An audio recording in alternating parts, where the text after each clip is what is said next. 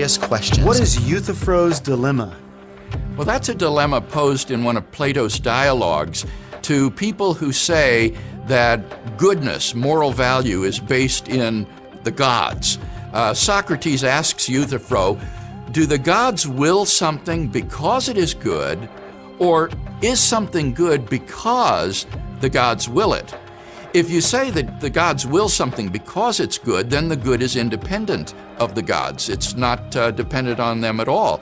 But if you say that the good is whatever the gods will, then that seems to be an example of might makes right. They could have declared something totally different to be the good, and so it makes good and evil arbitrary, which seems wrong. And this dilemma is often pressed against those who believe that goodness and moral value is grounded by God. I think, however, that the Euthyphro dilemma is a false dilemma because there's a third alternative. It's not the case that God's will something because it is good, nor is it the case that something is good just because God wills it. Rather, God wills something because He is good. That is to say, it is God's own nature which determines what is the good.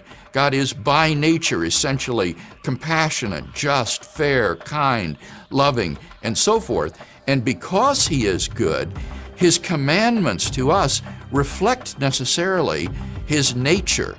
And therefore the commandments of God and our moral duties are rooted in God's essence. They are not arbitrary. They are rooted in God Himself, but they aren't grounded in anything external to God. God is Himself the good, who is the source of our moral duties.